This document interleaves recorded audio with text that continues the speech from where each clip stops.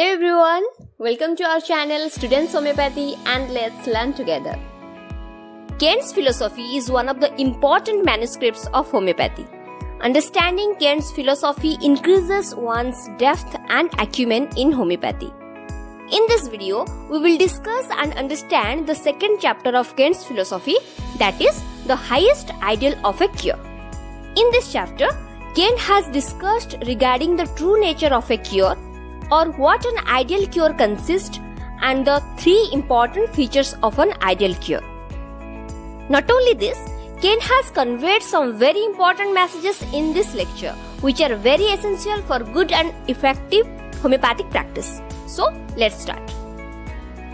Before that, if you have not yet subscribed to our channel Students Homeopathy, please subscribe it now by clicking the button at the right corner below. Also click on the bell icon and select all so that you will not miss any of our informative, educational and interesting videos on homeopathy. So, coming to our topic. At the beginning of this chapter, Kant tells that this lecture deals with the nature of the cure, and he begins with the questions that what the cure consists or what an ideal cure consists. He tells for a non-homeopath, cure means disappearance of the pathological state. For example, if there is an eruption on the skin, the disappearance of the eruption from the skin is thought as a cure. In case of hemorrhoids, the removal of these considered as a cure. If constipation is there, the opening of the bowels would be called as a cure. If some affection of the knee joint, amputation above the knee would be considered as cure. If it were an acute disease and the patient did not die, it would be considered as cure of the disease. But are all these real cures? The answer will be no. In all these cases, the symptoms may have vanished in the first sight, but it may have affected some other organ. The skin lesions may have vanished from the skin, but the patient has now liver problems. The patient will often wonder and will say to the doctor, "You so wonderfully cured me of my skin disease. Why can't you cure of my liver trouble?" Kant says that the very scientific ignorant doctor has made a failure. He has driven the disease from the surface into the innermost zone, and the patient is going to suffer for this scientific ignorance of the doctor. Then, what is the real cure or what is an ideal cure? He quotes the Aphorism-2 of the Organon of medicine, which says, "The highest ideal of a cure is rapid, gentle and permanent restoration of the health, or removal and annihilation of the disease in its whole extent, in the shortest, most reliable and most harmless way, on easily comprehensible principles." Kant tells Hahnemann has mentioned three distinct points in this second aphorism of the Organon of medicine. So, what are these points? Coming to the first point. The first point is the restoration of health or restoring health. Simple disappearance or removal of symptoms such as skin eruptions, hemorrhoids, knee pain or a group of symptoms does not mean cure. Or in other words, we can tell the virtual disappearance of the symptoms from one system or organ when it may have affected another system or organ is not a cure. If the removal of symptoms is not followed by restoration to health, it cannot be called as cure. So, we have to understand in this manner that, like a stressed elastic comes to its original position after the force has been withdrawn, in the similar manner, the disease condition should be brought back to the original healthy condition which was there before the initiation of the disease. Then only it can be called as cure. He tells the sole duty of the physician is to heal the sick, not just to remove the symptoms or change the appearance of the symptoms or the course of the disease. Any forceful attempt to do so or every violent change in the aspect of the disease aggravates the interior nature of the disease, aggravates the sickness of the man, and brings about an increase of suffering within him. So, what should be the first yardstick of an ideal cure? Or how can we practically know that the process of cure is a good one? The patient should be able to realize by his feelings and continue to say that he is being restored to health whenever a symptom is removed. There should not be any other suffering in the place of or after the original one. There should be a corresponding inward improvement with outward disappearance of the symptoms in an ideal cure. So, an ideal cure, first of all, the restoration of health. Next, coming to the next important point or the second point, cure or an ideal cure is to be done promptly or quickly, mildly or gently, and it must be continuous or permanent. He explains this by stating, whenever an outward symptoms has been caused to disappear by violence or forcefully, as by purgatives to remove constipation, it cannot be called mild or permanent, even if it is prompt. He further tells, at the time this second paragraph of the Organon was written by Hahnemann, the treatment was not so mild. Bloodletting, leeching, sweating, and the other violent measures were the fashion or the main methods of treatment. Then Kent compares this with the practice of medicine at that period of time or in the late 19th century and early part of the 20th century. He tells, medicine has changed somewhat in its appearance. Physicians are now using sugar-coated pills to make medicine appear tasteless or tasteful. They are using concentrated alkaloids. But this transformation is still not based on or due to any discovery of the principles, and the conventional practice of medicine is still based on opinions and experiences, as he has mentioned and we have already discussed in the first lecture, the sick. He further adds that the drugs of today are 10 times more powerful than those formerly used because these are more concentrated. With examples, he tells that the cocaine, sulfonal, and the numerous other modern concentrated products are extremely dangerous and their real action and reaction are unknown. Patient of the present day goes through more dangerous drugging and it not only damages the physique but also destroys the mind. And the most important thing is that the apparent benefits produced by these drugs are never permanent. Some cases it may seem to be permanent because the body may have been engrafted with a new and slow progressing disease in place of the original one after the effect of the medicines. That means the disease, it is still there, causing the internal destruction of the man, but its manifestation has been changed.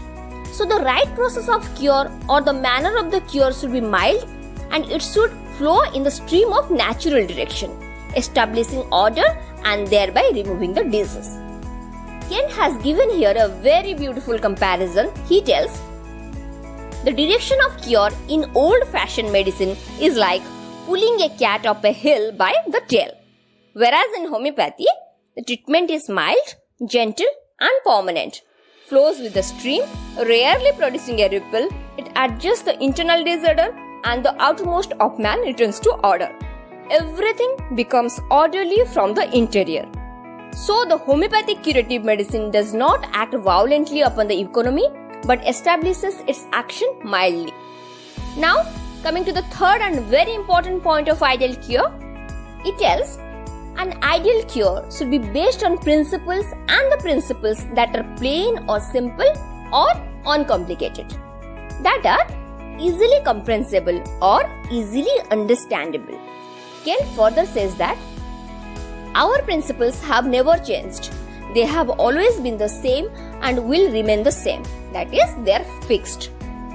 And the all-important aim of homeopathic study is to become acquainted with these principles and doctrines. When one has learned these principles and continues to practice them, they grow brighter and stronger. And one of the important principles among them and related to cure is that the law of direction of cure, or popularly known as Hering's law of cure. Kent explains, the allopathic view of cure is that manifestation had disappeared or the patient did not die. But to a homeopath, along with the points we have already discussed, cure means the interior must first be turned into order and the exterior last. According to Kent, the first of man is his voluntary or will, and the second of man is his understanding. The last of man is his outermost. This being true, the cure must proceed from center to circumference. From center to circumference means, he further elaborates, the cure should be proceed from evolve downwards. That means in a process of cure, symptoms should disappear from head to toe. Then from within outwards. For example, if in a case both the respiratory system and the skins are affected, symptoms of respiratory system will disappear first, followed by the skin symptoms. Next, from more important to less important organs. For example, in case rheumatic disease, when heart and knee are affected, symptoms of heart should disappear first, followed by the knee symptoms. Moreover, he adds symptoms should disappear in the reverse order of their appearance.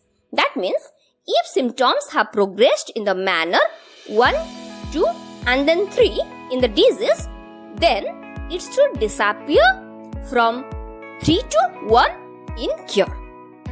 He tells every homeopathic practitioner who understands the art of healing knows that symptoms which go off in this direction remain away permanently. If a homeopathic physician sees that the symptoms don't follow this order after his remedy, then he knows that it is not the cure. Kent further adds a very important thing here.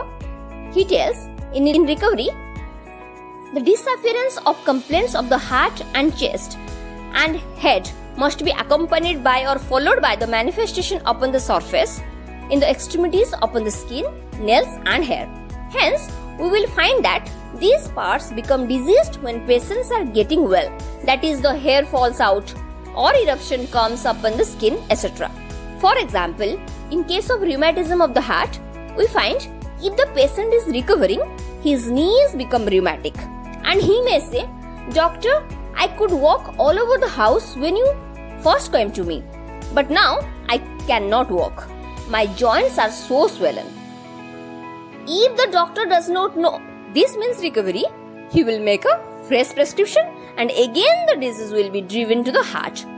And in the most innocent way, the suffering of the patient will increase. Kent says the same thing happens when someone treats the skin lesion with local treatment. So, instead of new prescription, the doctor has to explain the process to the patient, wait and observe the medicine to act. Here, someone may ask that if we are not prescribing something during this time, the patient may go to another doctor or we may lose the patient. But Kent explains this in a very strict way. He tells, the physician should strictly follow the principles. If someone does things that just pleases him or his patient temporarily and forgets the principle, then he will definitely miss out the foundation of the success. But when these principles are carried out, when a man has made himself thoroughly conversant with the Materia Medica and thoroughly intelligent in its application, he will definitely get success and will win the lasting friendship and respect of the people. Along with this, towards the last part of this lecture, he tells that the physician should advise people to maintain a good lifestyle or to lead an orderly life. Unless people lead an orderly life, they will not be cured of their chronic diseases. So, it is our duty as physician to teach them that they may live an orderly life. So, this is all about regarding the second lecture of Kent's philosophy. And let's summarize 10 most important points of this chapter. Mere disappearance of the pathological state or symptoms is not cure. Removal of symptoms followed by restoration to health leads to real cure. Forceful attempt or violent actions to remove symptoms pushes the disease to the interior. Ideal cure is prompt, mild and permanent. An ideal cure is based on principles which are fixed, simple and easily understandable. Cure must proceed from center to circumference. More specifically, it should follow the law of direction of cure or Hering's law of cure. If the patient gets some peripheral symptoms or old symptoms reappear during the process of cure, no new medicine should be prescribed. Physicians should follow the principle to get real and long-term success. Along with medication, unless people lead an orderly life, they will not be cured of their chronic diseases. So, this is all about the second lecture of Kent's philosophy. Thank you for watching. Please provide your feedback in the comment section below. Also, we will love to answer your queries on this topic. And don't forget to like, share and subscribe to our channel Students Homeopathy And also click the bell icon and select all to get notification immediately as a new video is released. Thank you.